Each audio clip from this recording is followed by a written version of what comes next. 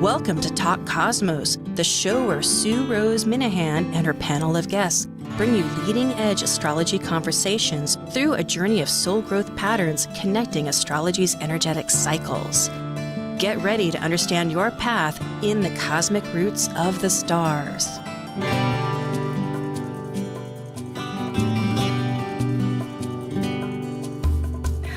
Hello and Happy New Year, folks. It's January 1st, 2023. I have it memorized, and I'm Sue Minahan, founder of Talk Cosmos. And this year, Talk Cosmos starts its sixth season of insightful conversations, awakening consciousness to empower soul growth. Because the planets, well, they're not the planets, yes, but our panels, they focus on meaningfulness. And please remember to subscribe, and you'll connect with Talk Cosmos on any platform you choose. There's a podcast, or watch it on the YouTube channel, Facebook page, and the radio station 1150 KKNW there in the mighty Pacific Northwest. Today's panel, which is Planet Buzz, the subject is 2023 Dynamic Threshold, with an S on the end. And we ponder a multitude of cosmic energies that are occurring as we speak in these processing changes. Ultimately, and even by the by-side, if that's correct English, we are experiencing cultural dynamics. And when you're in the threshold of it, one doesn't always know that experience, yet it's what we ponder in. So 2023 Planet Buzz is scheduled on the first Sunday of every month and with a guest. And today brings a super guest, Rick Levine, who I will introduce. But first, now we're ready for Planet Buzz. Focusing on planetary ecliptic orbital cycles and planetary pairs called synodic cycles connecting the planets at the same degree that begin our relationship, these are the members of Planet Buzz. I'm Sue Minahan, host of Talk Cosmos, an evolutionary astrologer and consultant, plus a certified color energy coach. I explore creative expression as an artist, a musician, and write abundantly, stories to poetry. I love investigating mythology's language, philosophizing eternity, and I'm a perpetual student of life, seeing oneness of body, spirit of people, animals, and nature. And I'm Dr. Laura Tad. I have a PhD in human science and work as a spiritually oriented psychological astrologer with people around the world. I teach and lecture on astrology both in person and remotely. I have a blog. I have written for the Mountain Astrologer, Celestial Vibes, and Tarot.com. Additionally, I am the educational coordinator for Live Life Resources, an educational nonprofit specializing in resiliency training, education, and research. And as the ancient Hermetic Code reveals, as below, so above.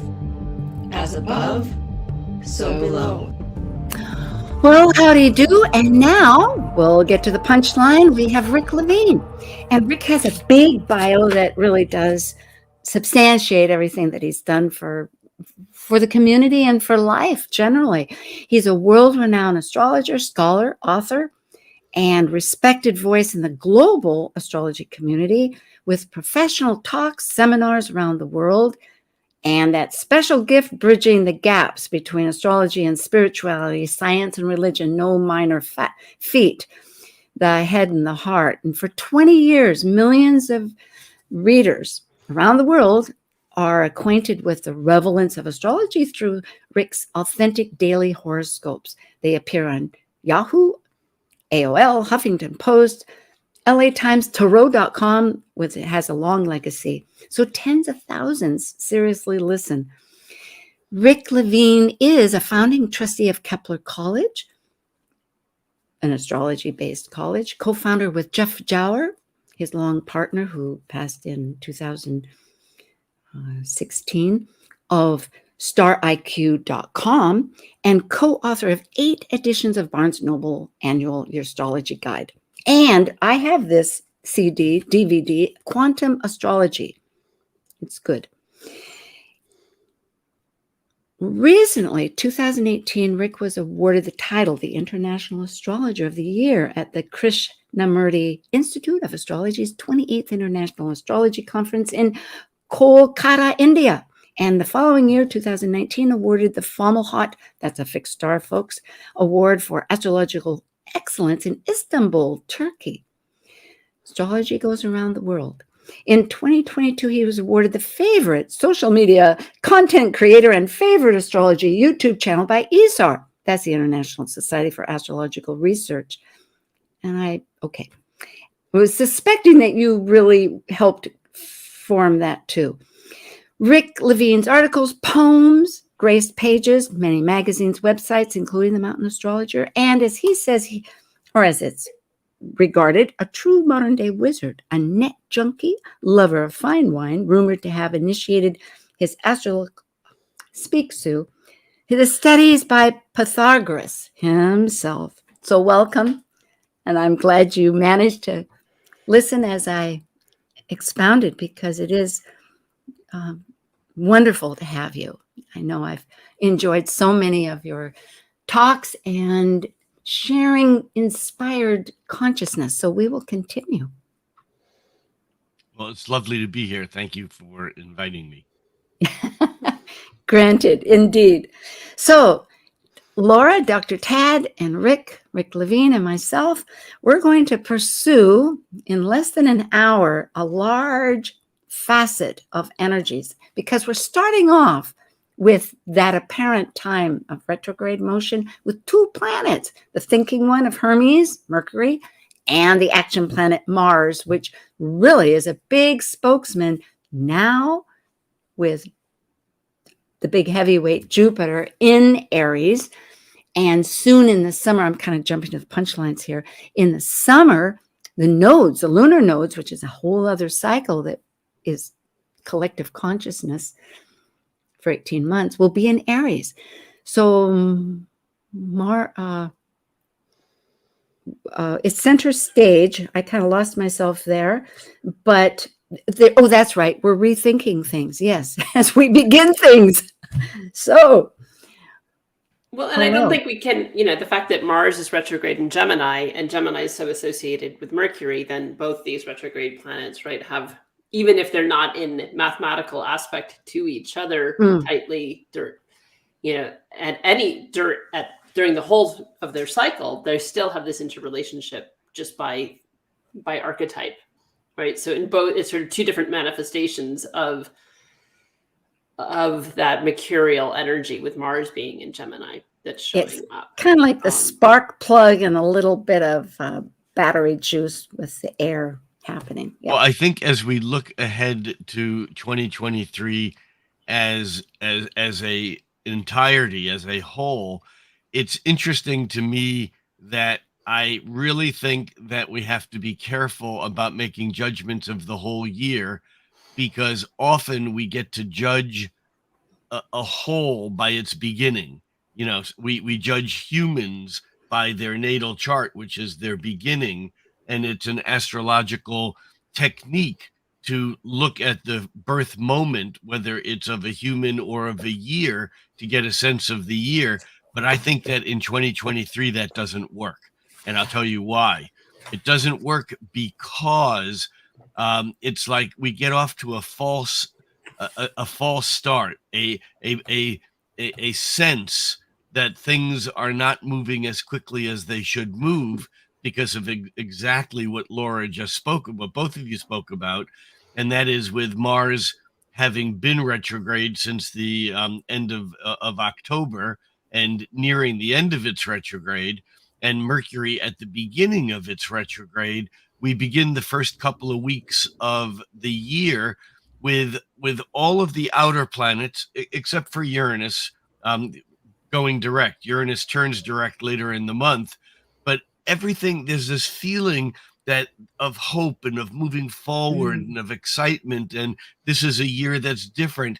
And yet in our personal lives, we're still stuck where we are not individually moving ahead as fast or as far or maybe even at all, even though it feels like we should be, and that can be frustrating. It is. These cycles, as they're beginning to close, there's so many threads. I was thinking it's a lot like a rug. You know, you think of those flying carpets in India. Well, I don't know if they have flying carpets in India, but in the stories of Aladdin, right? The flying carpet. Persia. Thank you. Thank you. And there's threads that are hanging out there, tassels.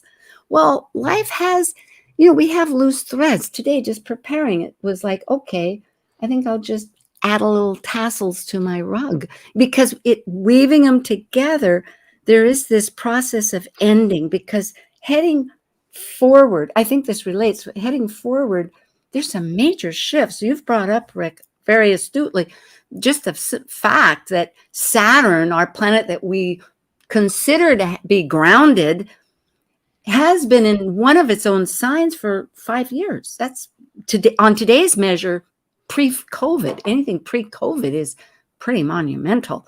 But now we're heading into subterranean energies in water as it goes into Pisces. And we're feeling that start, and the whole idea that it's perhaps revealing. It's not really changing Saturn, but it's revealing something that we need to include. So you're right.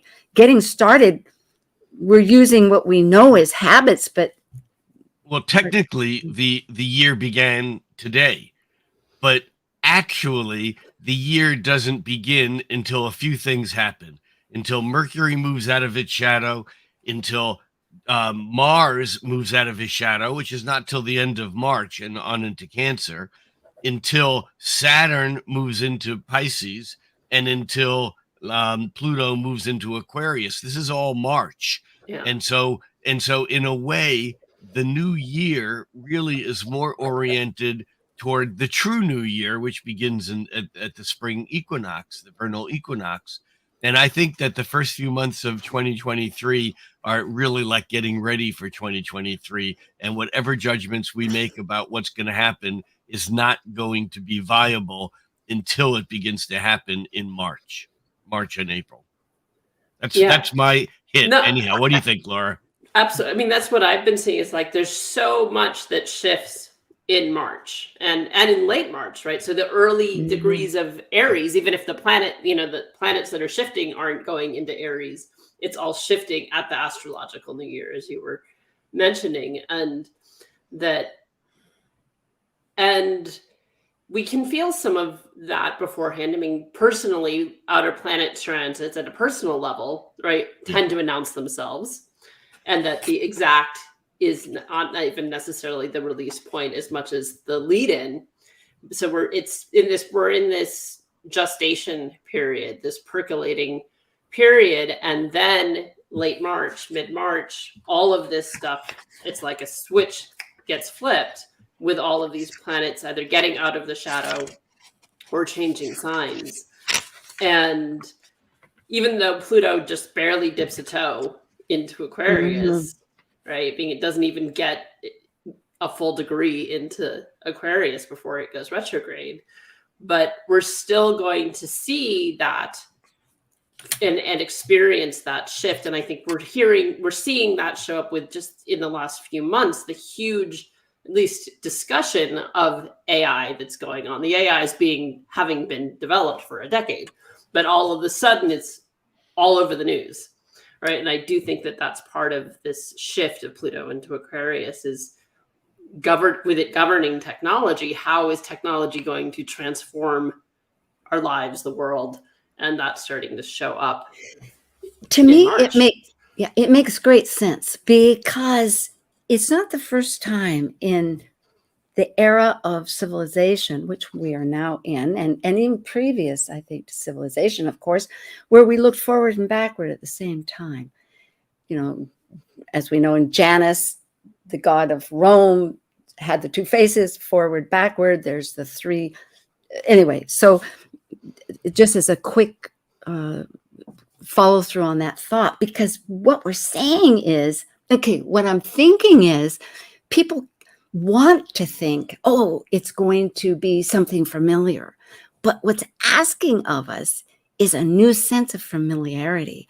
And it is really looking, I think of cooking. We all cook. And sometimes you just throw together the kitchen sink, as they say, like, what did you make? Oh, the kitchen sink. In other words, I guess that's because you wash everything in the kitchen sink and then throw it in the pot or whatever. And it depends what's in the fridge and in the shelves and all that stuff. But that's life these days. It's really a matter of, I know I'm finding this, I'm releasing my hold onto, well, it ought to be this way, and this is how I've done it. And therefore, it's like, nope, stop. What's right now in front of me?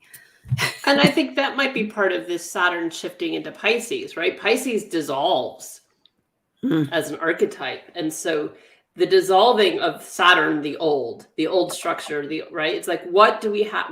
What is going to dissolve? The old things that are going to dissolve, that ultimately then in 2.5 years, when it gets into Aries, then there's the birth and the new that comes about. And so what do we have to let go of that we've still in the midst of these last couple of years and the decade of Pluto and Capricorn that we haven't let go of, and that needs to still, fall away or be transformed into another element almost, right? I was talking with my goddaughter about the difference of like gases versus solids versus liquid, right? It's like, so what even elementally is going to that transformation, that alchemical shift that we have to have individually, personally, and then at a collective level, what is transforming. And, where the past often is helpful to inform, it's like from an archetypal, okay, what was happening, looking at, okay, the last time Pluto was in Aquarius, we talk about, the US Pluto return being the Declaration of Independence, but most of the Revolutionary War was in Aquarius.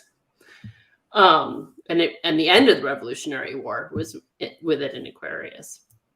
And so looking to that to understand, okay, what's being transformed now, or with Saturn shifting into Pisces, what's the structure that's being dissolved, and looking for ourselves, what was happening 28 years ago for yourself, for people listening, so you understand. Obviously it's different, but it's like the peeling of the onion, another layer of your relationship with authority that you were navigating, in the early 90s, are you walking or experiencing now? Or that may show up in this next year, 2 years. I think Venus is a bit of a harbinger in this story, because Venus moves into Aquarius. It moves from Capricorn into Aquarius tomorrow on January 2nd. And then it whizzes through Aquarius, and by the end of the month, it's in Pisces. And so we have this motion of Capricorn to Aquarius to Pisces, which is kind of the larger theme of March, where Pluto is going from Capricorn to Aquarius, and Saturn is going from Aquarius to Pisces. And so we're getting this little fractal mini play on this larger scenario. But, you talk about the Aquarius, and by the way, Pluto was in Aquarius to the French Revolution also. But what people have this, people of our culture, mostly of our generations, give or take a couple around us, have this idealistic view of Aquarius, maybe tied to the age of Aquarius or the musical Hair, the dawning of the age of Aquarius. And I think it's really important to acknowledge what you were saying, Laura, about artificial intelligence. Although for about 30 years, when someone has asked, what about artificial intelligence, my smartass answer is it all is. But which it may be, we don't know this. But the thing that this kind of magical, beautiful, everything's going to be equality and all these kind of technological wonderlandish things that we have when we think ahead of Pluto and Aquarius, I have one word that kind of brings people back into their sense of reality when you're talking about Pluto and Aquarius, or the age of Aquarius, or a deep cultural Aquarian shift. And that word will have more meaning, or meaning for anyone who's a Star Trek fan, but the word is Borg. Mm-hmm. You know, and in Star Trek, for those who don't know, Borg was an insectoid creature society that had no individuality. You know, when you think of the equality of an insect, like a termite or ant colony, there's no individuality. And in Star Trek, if you ask a Borg creature, "Who are you?" their answer is, "We are Borg, and we shall assimilate you. You know, you cannot resist."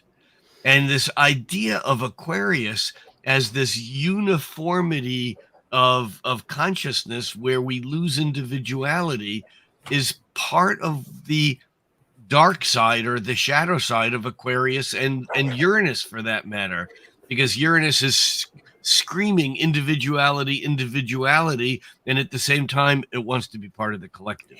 It is a paradox. It really is a paradox. I was just thinking of a couple of things here.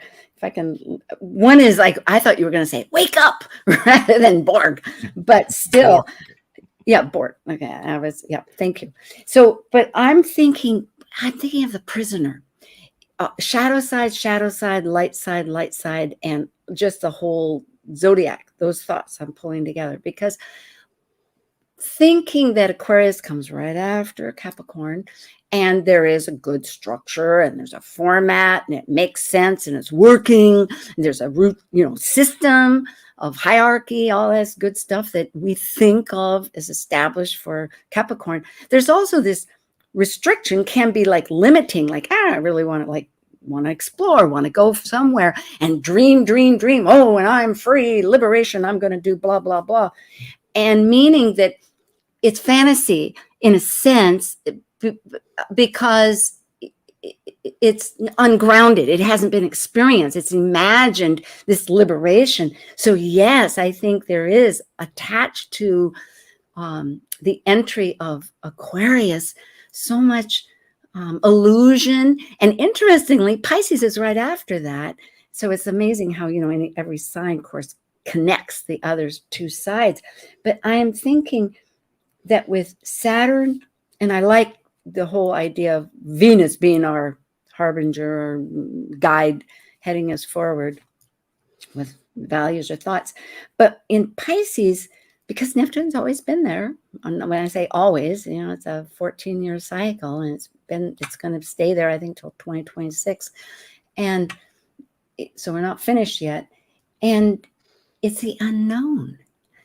The unknown is more of a breakdown for Capricorn or even Aquarius, I think, than this liberation. So you're absolutely right on. And I'm just kind of... Yeah, I think it's interesting, though, with Aquarius, because that group think that can be that vulnerability, right? That's that Borg mentality, is group think. And that within that really, at least from a Jungian perspective, shadow is not necessarily negative. It's not necessarily the dark. It's what we don't want to look at. It's what we don't want to own. And that can be negative or positive. There's no value with shadow. There's golden shadow, and that's not owning our greatness and projecting that out into the world or onto somebody else. And so I think with this shift that we're, with shadow work, or when you're work, it's like, so what do you need to own individually so that you can have the beauty of Aquarius, which could be that uniqueness within the collective, right? That what do you bring to the tribe, right? That Aquarian energy that is fundamental and necessary for the tribe to function, and yet unique to you because you're bringing that to the tribe. And that'll be, I think, some of the big work that we're all headed into. We get it again, like we sort of dip our toe this year. And so whether we're looking at in our own little small pods of friends or colleagues, or at a global level, you know, how are we contributing? What do we have to offer the world, to offer society that is uniquely ours and the society benefits and is necessary for the society to thrive?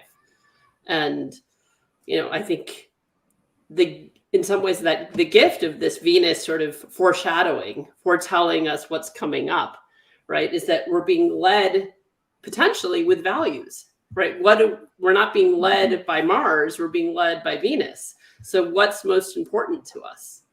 And I would agree with that, but I would suggest that is only 2023. Yes. What's the saying is, the other shoe will fall, or the other shoe will drop. Yeah. You know, that there's more to follow. And along with what you're saying, Laura, I think it's interesting that as long as we're leaning on Venus a bit here, it's interesting that Venus does its retrograde July 22nd through September 3rd wholly in the sign of Leo. And so in a way, what it's reminding us to do, perhaps again, as a bit of a reaction formation, to use a good psychological term, a reaction formation against our fear of being absorbed by Borg, where our values, Venus, are about personal expression. And I think that that's a natural and healthy and human as we know human thing to do.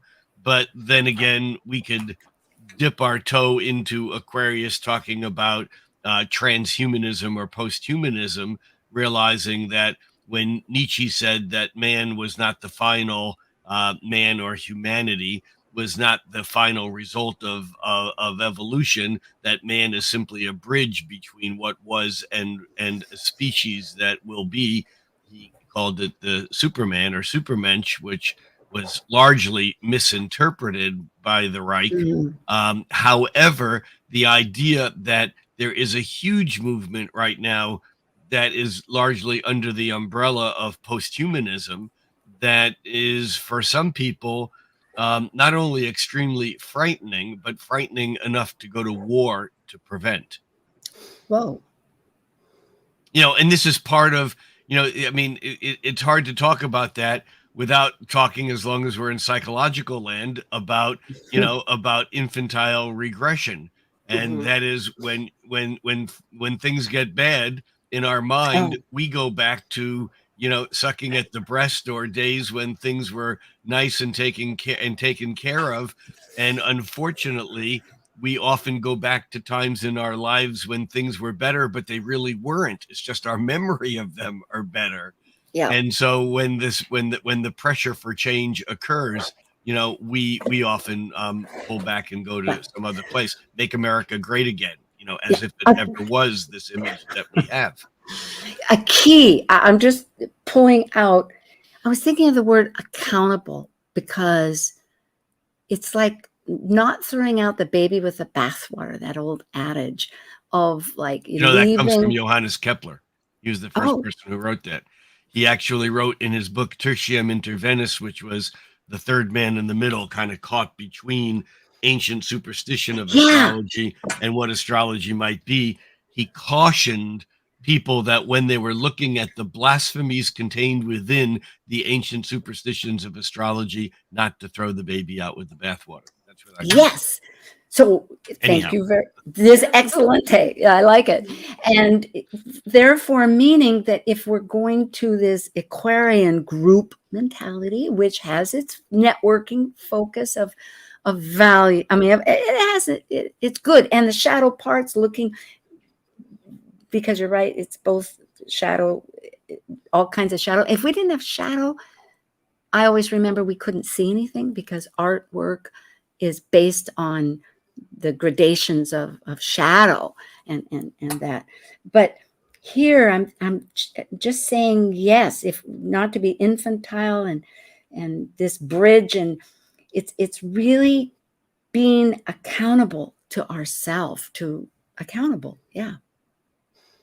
Well, and maybe that's part of, that we're not done with Capricorn, at least when it comes to Pluto, right? No, we can't throw it out. Just kind of revise a little bit. But because it's a bigger story, I think what we've seen as Capricorn isn't the whole picture. I really like how astrologers, and perhaps both of you have shared over the last couple of years, that Capricorn involves that spiritual essence.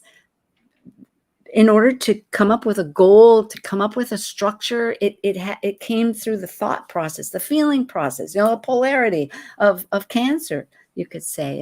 It's not just a product that was abracadabra. It's this bigger picture. And then I think of the sea goat, which of course has all its legends, and I could divert into that because there's Pricicus it's fascinating.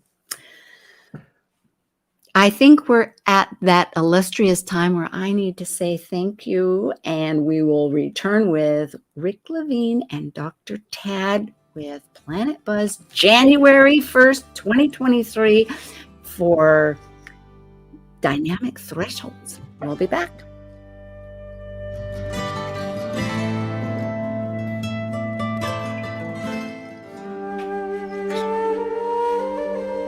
While we take a break from this week's edition of Talk Cosmos, let's take a look at this cycle's archetype.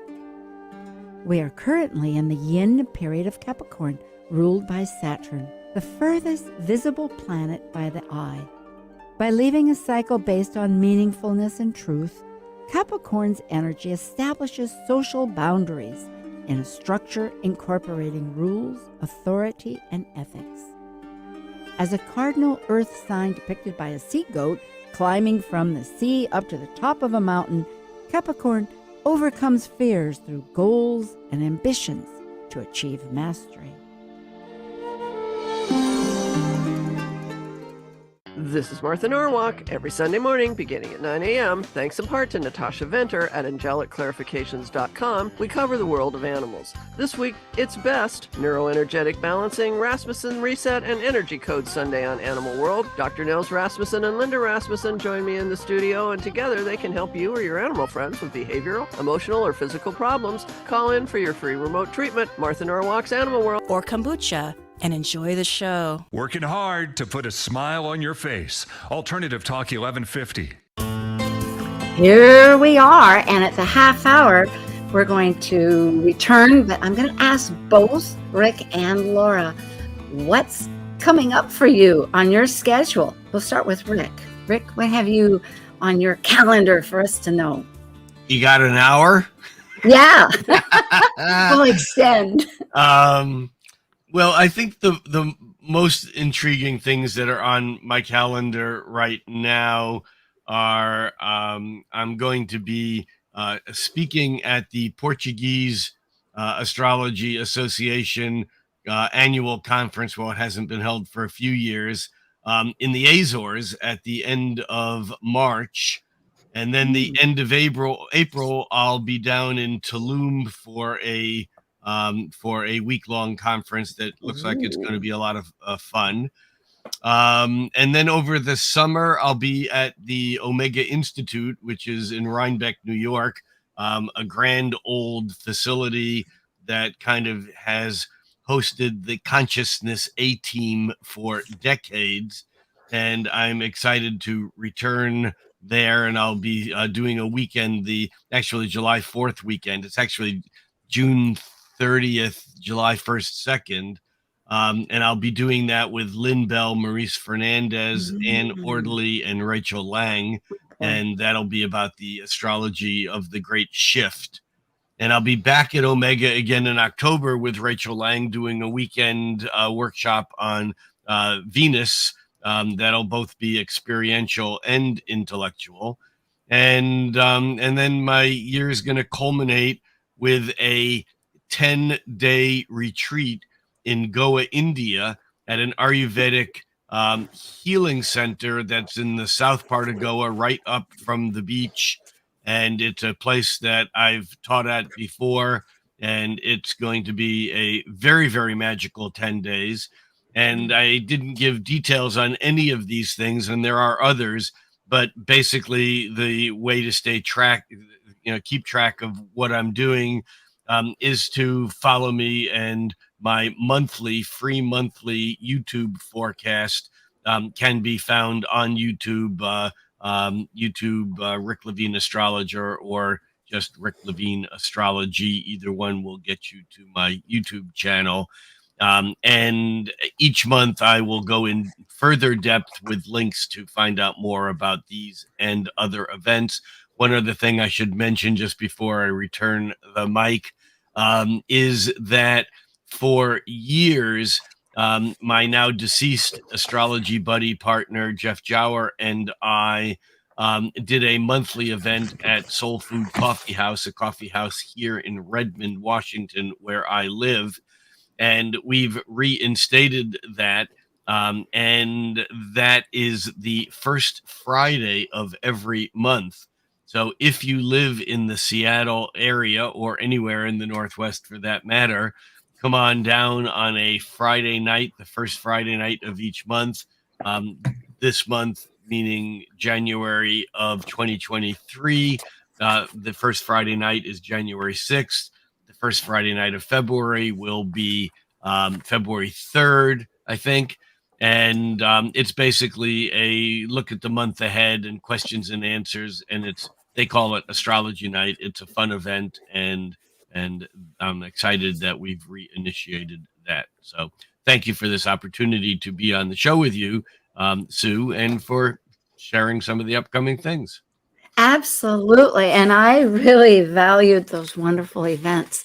So I'm glad COVID's over and Soul Food Cafe is back on track. It's a great venue. On track. Yeah, that's very cool.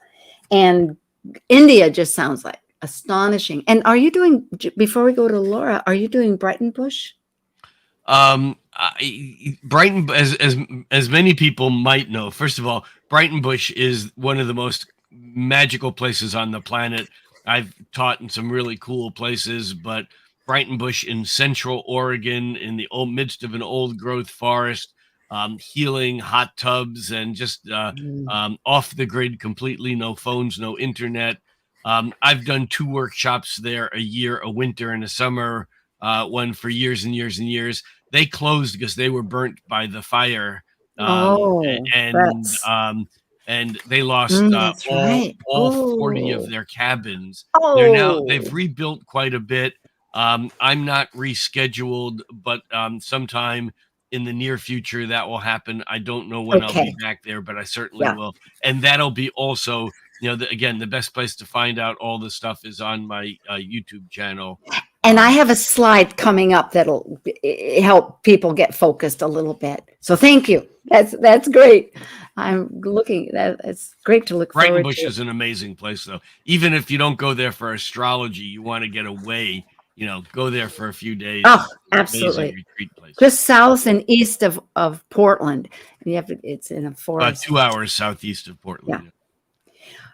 Laura, Dr. Tad, what brings you to this world coming up? So the only event like Rick, I'm constantly seeing clients, but the one workshop or retreat I have coming up, I'm co-coordinating with 3 other women in Nicaragua, in Playa del Coco in Nicaragua. It'll be a retreat just for women. This particular one is Goddess Awakening Retreat, and it'll be February 26th through March 4th.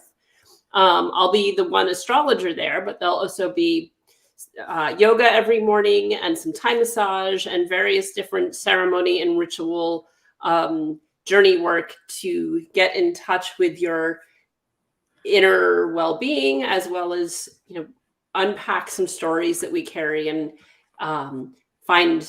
bringing in some of the personal myth work that I do on that retreat, and also talking about ways of working with lunar cycles will be some of what I'll be bringing in for that. It's about a 5-day retreat.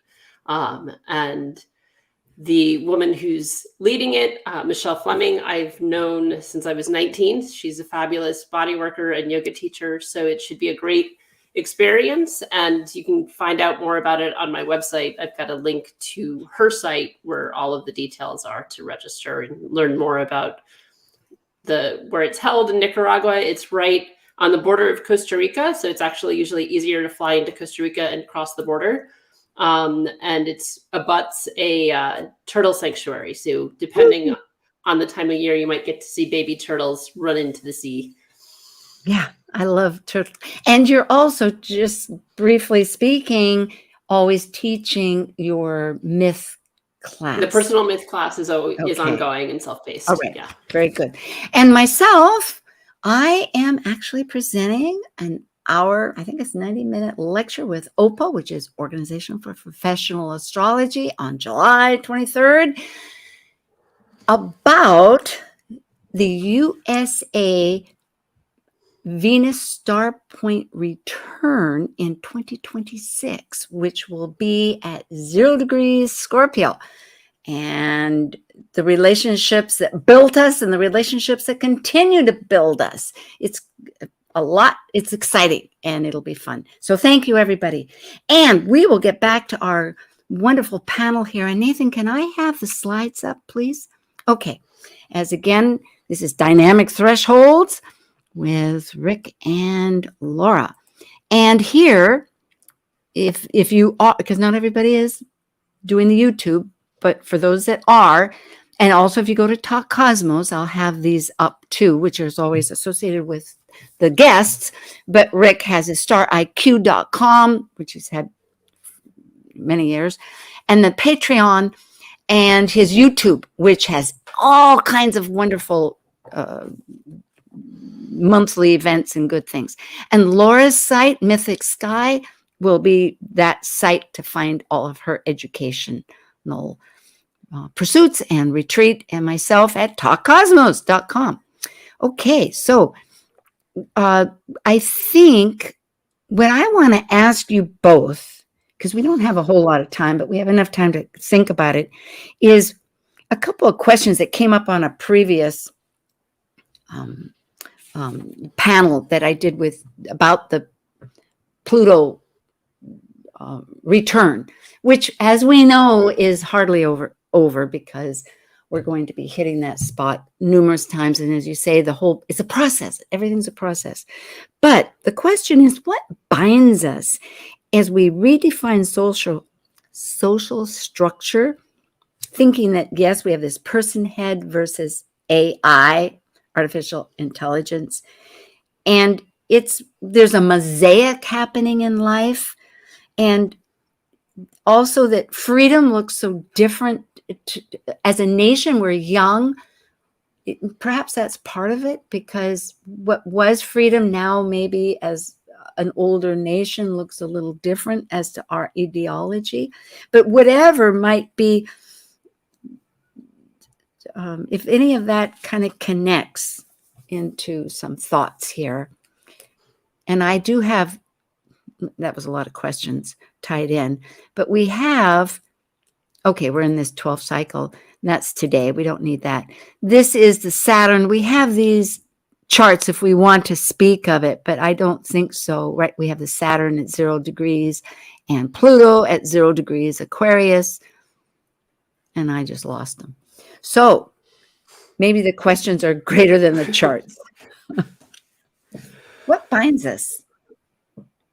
Do you think, as we work through these channels? Because I will add another factor, and I know, Rick, you've brought this up, and when I first listened to you and Jeff, it was 2015, and for 3 years, since 2012, it was 7 times. I remember that coming through. That was a huge number, that the two Titans, Uranus, and I don't think Pluto's a Titan, come to think of it, but at any rate, we're clashing in this square, and they're going to be conjunct. We're in this big cycle of renovating deep change to some authentic reality, I suppose. But okay, threading this probably takes me as much time to ask you said they're going to be conjunct. I didn't understand that. Pardon me. And Thank you. In the 60s, 65 and 66, they were conjunct. Yes. Then fast forward 50 years, which was 12 to 15 of this decade, they were square, 90 degree, trying to figure out the new path. And now, really, they just left a bit of a square, but they're not really an aspect. But Jupiter is the one I noticed that's really working, either as Jupiter's in Aries and Taurus, especially Taurus. Taurus is going to square Pluto in Jupiter, and then it's going to conjunct with Uranus. So both of those two planets that eventually are going to trine in some collective awakening of 26 to 28. I'm talking 26 to 28. But now it's almost like Jupiter, whether it's the king of gods or whether it's our big belief, or whether back to the Uranus Pluto just for a second. There's two things I want to say about that. One is, as that square widens into a trine, it's going through right now a stage where Uranus and Pluto are biseptile at about 101 degrees. Wow. And so this brings up kind of energy that is occultish, if that's a word. Stuff that is not as apparent as it might be when they are squaring, but there's still an aspect going on. And although some people might call a biseptile a minor aspect, as you know, it is actually, in my world, a harmonic aspect. Oh, and one thing I didn't mention is that in February, I'll be doing a 5-week course on harmonic aspects through the Astrology Hub. And there's a wait list for that already. And that's astrologyhub.com /foundations3 waitlist. Foundations number 3 waitlist. Sorry, I didn't mention that before. But the other thing is that is really intriguing is that you so correctly mentioned the Uranus-Pluto conjunction of the mid-60s. It was exact 65, 66. And as we know, that's like a new moon. That's the beginning of a large, century and a half or more cycle. And then, as you also correctly noted, the exact 7 squares between Uranus and Pluto between 2012 and 2015. However, what we normally don't think about is how it takes Saturn to bring these transpersonal energies into the physical dimension. And we know what happened when Saturn conjoined Pluto in January of 2020. In fact, within 24 hours of the exact conjunction was the first announced formal COVID death and the announcement of the COVID genome that was tied to the Saturn Pluto conjunction.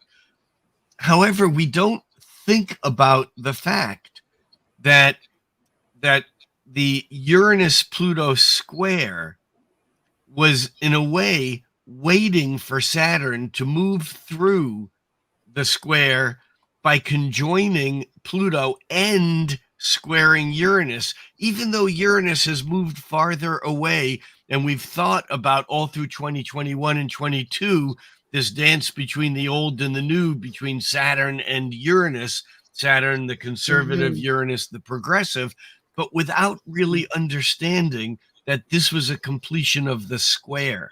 Even though Uranus had moved on, that we're looking at Saturn as being the catalytic converter of metaphysical into physical.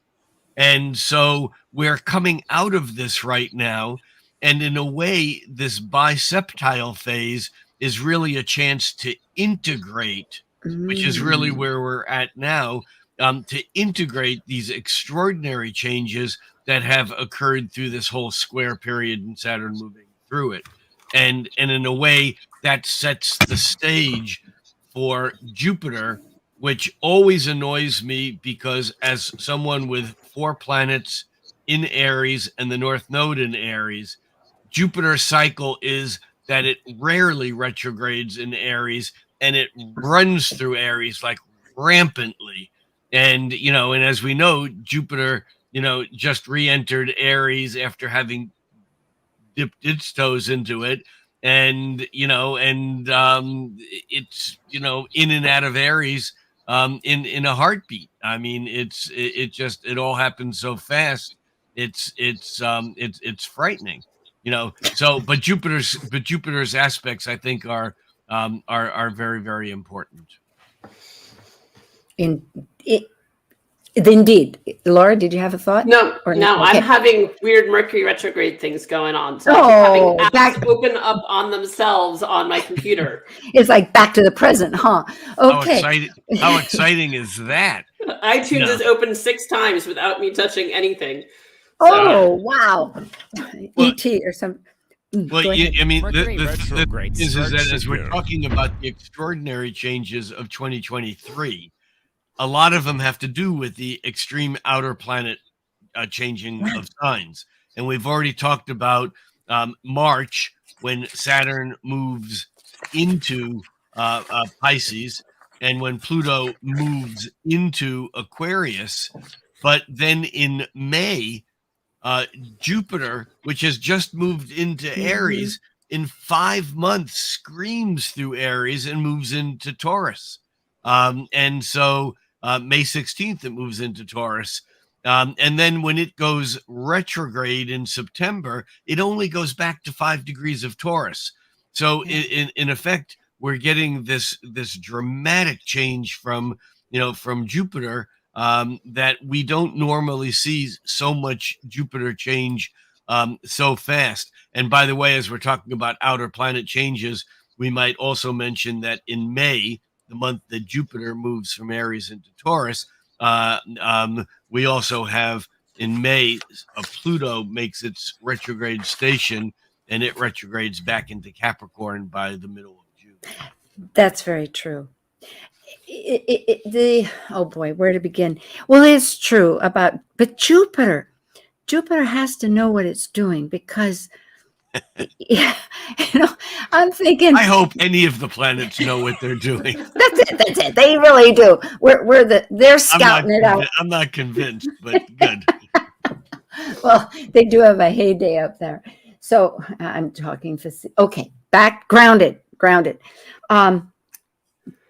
Jupiter, nonetheless, is toggling, like bridging a lot of energies. And I'm fascinated. I'm glad you brought up that idea that there's biseptile, which is 2/7 of a circle. It's about 100. Yeah.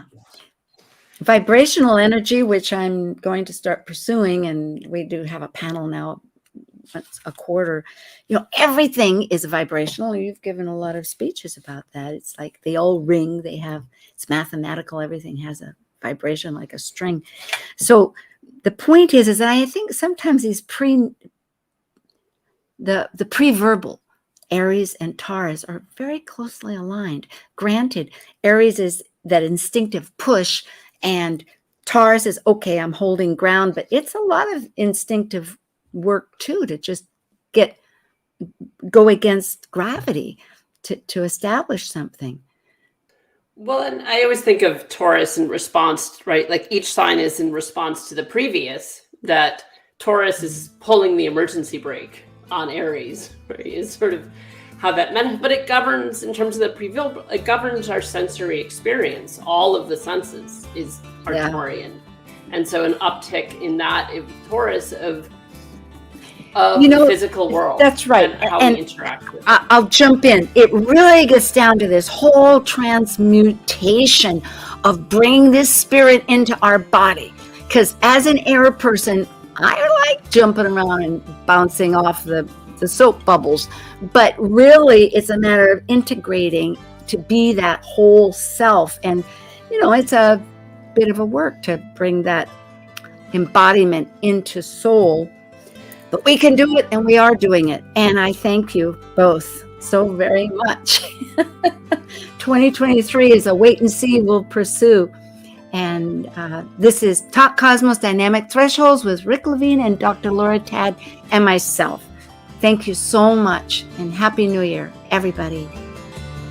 Thank you for joining us on Talk Cosmos, the show where Sue Minahan and her panel of guests connect soul growth patterns with the energetic cycles of astrology. Be sure to tune in next Sunday at 1 p.m. Pacific Time to continue your journey through the roots of the cosmic pathway.